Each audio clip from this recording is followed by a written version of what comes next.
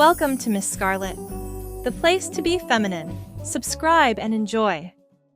Milo stood frozen in the doorway of his late grandmother's bedroom, his hand trembling as he clutched the ornate skeleton key. Musty air tinged with the scent of lavender and rose wafted out. He stepped inside hesitantly, surveying the space that was at once achingly familiar, yet now seemed to pulse with untold secrets. Bittersweet memories flooded back. Lazy summers spent sipping lemonade on the back porch swing as Grandma Eloise recounted tales from her rebellious youth. Milo's gaze fell upon the cherrywood vanity in the corner, its triptych mirror reflecting his startled expression back at him. He approached it cautiously, as if it might whisper long-buried confessions. With a shaking hand, he slid open the top drawer. Neat rows of lipsticks in every imaginable shade greeted him. Coral pinks, brazen reds, demure mauves. Milo picked one up and twisted off the cap, mesmerized by the glossy scarlet bullet. He had always adored his grandmother's signature crimson lips, so bold and glamorous against her porcelain skin and silver chignon. Milo's heart seized as he noticed a folded slip of lavender stationery tucked in the corner of the drawer, his name penned across it in Grandma Eloise's looping cursive. With bated breath, he unfolded the delicate paper. "My darling Milo," it began. "If you are reading this, I have shed my mortal coil to dance among the stars. But there are important things you must know." As Milo read on, tears began to cloud his vision and drip onto the page, smudging the ink. "I've seen the faraway look in your eyes, sweet boy. How ill at ease you've seemed in your own skin. I once felt that same disquiet before I learned to embrace all of myself. You have a radiant spirit, Milo. Never let anyone dim your light or tell you who you ought to be. This house is now yours. May it be a sanctuary where you can explore, dream, and come alive. I've left you a few things that brought me joy and liberation. Wear them proudly. Your journey is your own. Remember, you are loved beyond measure, exactly as you are. Forge your own path, and never forget, fortune favors the bold." The letter was signed simply, Eloise, with a crimson lipstick kiss. Milo clutched the letter to his chest, his grandmother's words washing over him, a benediction. He felt exhilarated, terrified, dizzy with possibility. Hands shaking, he began rummaging through the vanity drawers, unearthing silky stockings, ropes of pearls, cut glass perfume bottles. He spritzed a cloud of rose and bergamot into the air and walked through it, imagining it settling onto his skin, cloaking him in beauty and confidence. In a trance, Milo drifted to the closet and tugged open the door. An explosion of vibrant color and sumptuous texture greeted him. Rack upon rack of dresses, skirts, blouses, all immaculately preserved. Milo reached out to stroke the sleeve of an emerald silk shirt dress, marveling at the cool slip of the fabric beneath his fingertips. He had never dared touch such feminine garments before, but now, shrouded in Grandma Eloise's understanding and carte blanche, it felt like coming home. He fastened the mother-of-pearl buttons with trembling fingers, then turned slowly to face the full-length mirror on the closet door. Milo scarcely recognized the figure gazing back at him in wonder. Willowy limbs draped in shimmering emerald, chestnut hair brushing against delicate collarbones. Tears streamed down Milo's cheeks as a sense of rightness settled deep in his marrow. This was more than a dress. It was an escape hatch from the ill-fitting confines of the life he'd been performing. An aperture into a world of thrilling new possibilities. Over the next few weeks, Milo spent every spare moment at his grandmother's house, now his house. With no parents around to question him, he luxuriated in the freedom to explore and experiment. He would set his phone to Do Not Disturb, switch off all the lights, and light the antique oil lamps scattered about. In the wavering amber glow, he would play sultry Billie Holiday records on the phonograph and sway around the room, lost in a reverie. Milo unearthed hat boxes brimming with veiled fascinators, elbow-length gloves, beaded clutch purses. He draped himself in Grandma Eloise's finery, from seamed stockings to rhinestone brooches, relishing the cool kiss of pearls against his throat and the jaunty tickle of feathers.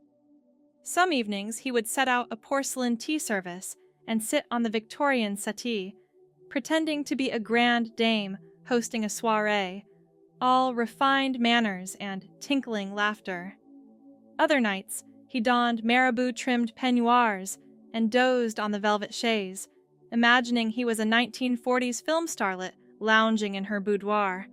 Before long, Milo couldn't bear to take off the silky underthings and go back to the abrasive denim and cotton that felt like a prison uniform. He started keeping a stash of clothes at his parents' house, so he could change as soon as he returned from Grandma Eloise's each night. Shimmying out of the trousers and button-downs felt like shedding a callous exoskeleton, soft satin and delicate lace embracing him like a cocoon. Milo would sleep swaddled in slips and throw on a dress first thing in the morning, pinning up his hair and swiping on a coat of claret lipstick before heading downstairs for coffee. When cashiering at the local grocery store, Milo wore silky camisoles and panties beneath his khakis, savoring the secret thrill. He stopped correcting his coworkers when they would call him Miss or Ma'am, upon only seeing him from the back, his long hair pulled into a neat chignon. Whenever conversation at his parents' dinner table would turn to sports, motorcycles, guy stuff, Milo found himself zoning out, mind drifting to the intoxicating feel of chiffon against his skin, the transformative power of a swipe of mascara, an elegant heel. He knew there would be an explosion if his parents discovered his secret world. So Milo was scrupulously careful, stashing away even the most androgynous pieces in the hidden compartment he'd discovered in Grandma Eloise's armoire, triple-checking that his nail polish was fully removed, spritzing on his father's musky cologne to offset the gardenias and orange blossom. But, as the weeks went on, the cognitive dissonance of constantly switching between identities became almost unbearable. Milo longed to stop hiding and dissembling. He started taking small risks, wearing a sheer gloss on his lips, even at home, walking with more sway to his hips. One sun-dappled afternoon, as Milo was at Grandma Eloise's, waltzing through the hallways in a diaphanous cornflower dress and kitten heels, he caught sight of his reflection in a gilded mirror, and froze. It struck him that Milo no longer felt like an authentic name for the person staring back at him with kohl-rimmed eyes. He needed a name as mellifluous and euphonic as he felt in Grandma Eloise's beautiful things. Milo wanted the freedom to be as soft, graceful, and delicate as he had always yearned to. He tried out name after name in the mirror, but nothing felt quite right, until Kaye fell from his garnet-painted lips. Kaye. It settled on him like gossamer, lifting his spirits and squaring his shoulders. Gazing at his reflection, Milo repeated the name like an incantation. I am Kaye. Kaye is who I am. Over the ensuing months, Milo gradually became Kaye even outside of Grandma Eloise's house. At first, Kaye would drive 3 towns over where no one recognized her, just to run simple errands dolled up, picking up the dry cleaning, or popping by the hardware store in an understated sundress and kitten heels. Each time Kaye was addressed as Miss or Ma'am, a shaft of delight zinged through her.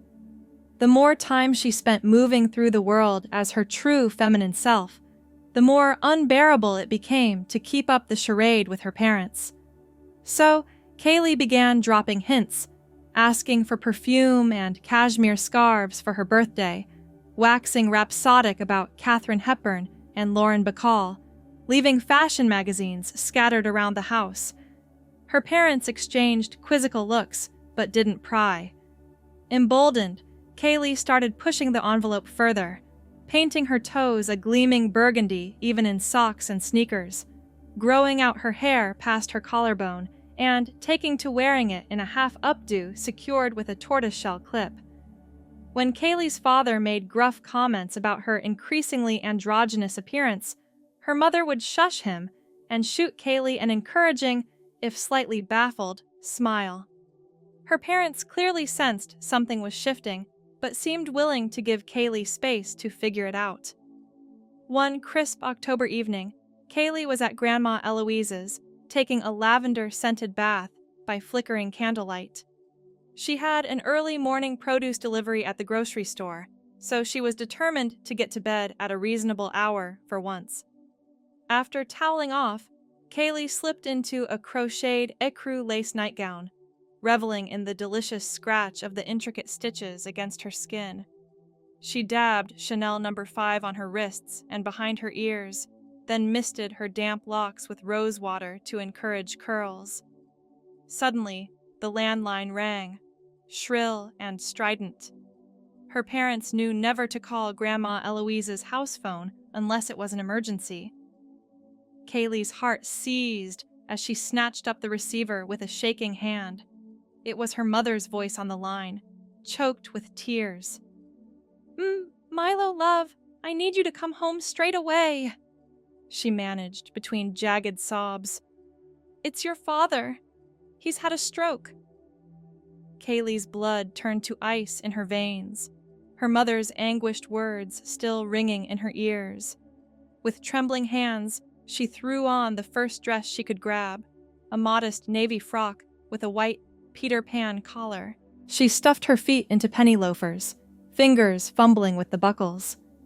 As she flew down the creaking stairs, Kaye caught a glimpse of her reflection in the hallway mirror. Her chestnut locks were still damp and beginning to frizz, cheeks bare of their usual rouge. But there was no time to fret over her appearance. She needed to get to the hospital immediately. The drive was a blur, Kaye's mind reeling with worst-case scenarios. She white-knuckled the steering wheel, blinking back hot tears that threatened to cloud her vision. Surely this couldn't be happening. Her father was the sturdy oak of the family, stoic and unshakable. The idea of him laid low, fragile, and frightened was incomprehensible. Kaye barely remembered parking the car and sprinting into the hospital lobby. Everything was a fluorescent-lit haze of antiseptic and fear. She stammered out her father's name to the receptionist, her voice cracking on the syllables. After an interminable wait, a nurse guided Kaye to a cramped room in the ICU. The steady beep and whir of machines filled the air, an eerie mechanical symphony, and there, dwarfed by the starched sheets and tangle of wires, lay her father. Kaye clutched her mother's hand as the doctor explained the situation in gentle tones. Her father had suffered an ischemic stroke on the right side of his brain. The next 48 hours would be critical in determining the extent of the damage. For now, all they could do was wait and pray. Over the next harrowing days, Kaye and her mother took turns keeping vigil at her father's bedside. Kaye would read aloud from his favorite Louis L'Amour novels, willing the familiar tales of grit and resilience to summon her father back to consciousness. Her mother busied herself fluffing pillows and smoothing blankets, her eyes perpetually rimmed with red. They sustained themselves on lukewarm vending machine coffee and limp cafeteria sandwiches, their lives narrowed to the confines of the cramped hospital room. Throughout the long, anguished days, Kaye was keenly aware of her feminine presentation. Hose snagged on the rough hospital chair, skirt riding up awkwardly whenever she curled up on the cot to catch a few fitful hours of sleep. Stray mascara flakes dusted her cheeks, lips pale and chapped without their usual coat of gloss. Part of Kaye yearned to race home and change into nondescript slacks and a fresh Oxford shirt, to shroud herself in the masculine camouflage she had worn like armor for so long. But another deeper, truer part of her knew there could be no going back. Kaye was done contorting herself to fit someone else's narrow notions of who she ought to be.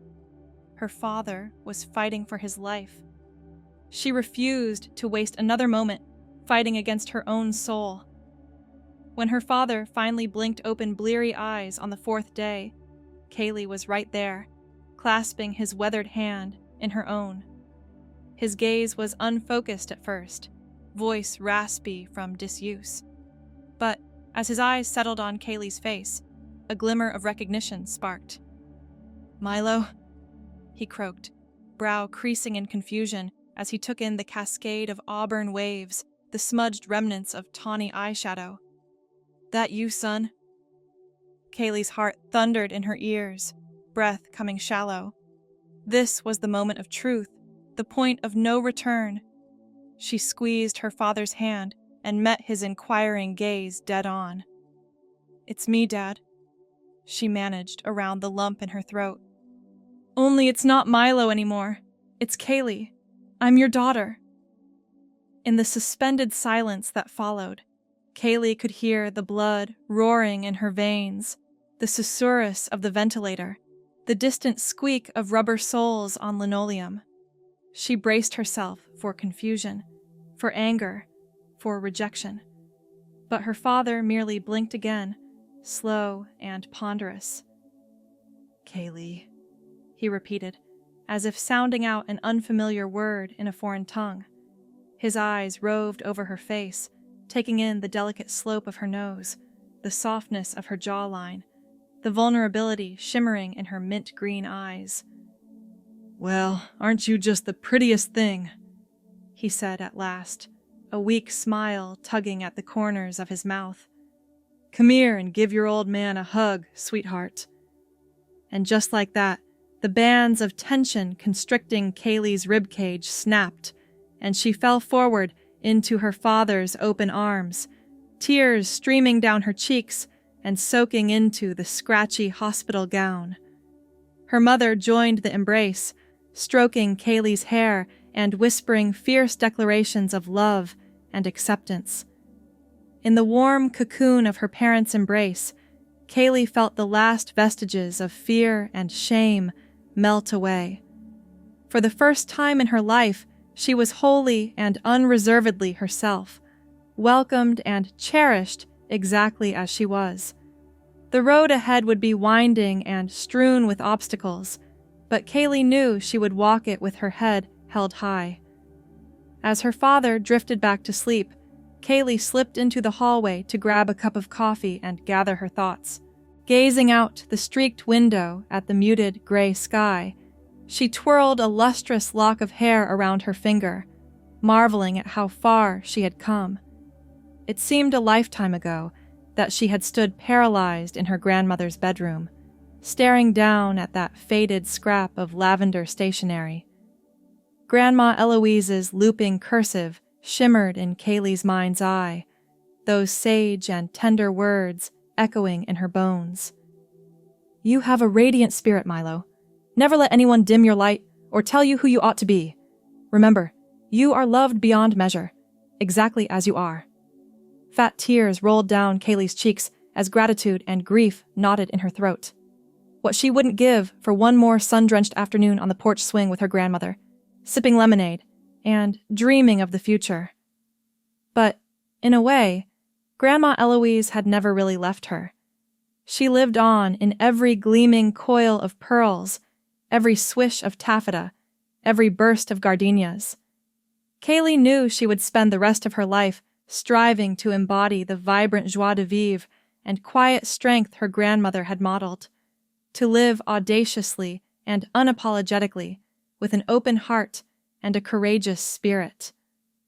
Squaring her shoulders, Kaye turned away from the window and clicked down the hospital corridor on kitten heels. It was time to begin this next chapter, to carry her grandmother's wisdom and her parents' unwavering love forward like a beacon. She couldn't wait to get home and slip into the ice blue taffeta cocktail dress she had been saving for a special occasion. to wing her eyeliner and lacquer her lips and sashay into her father's hospital room like a starlet arriving at a premiere. Kaye was done hiding her light under a bushel. From now on, she would shine.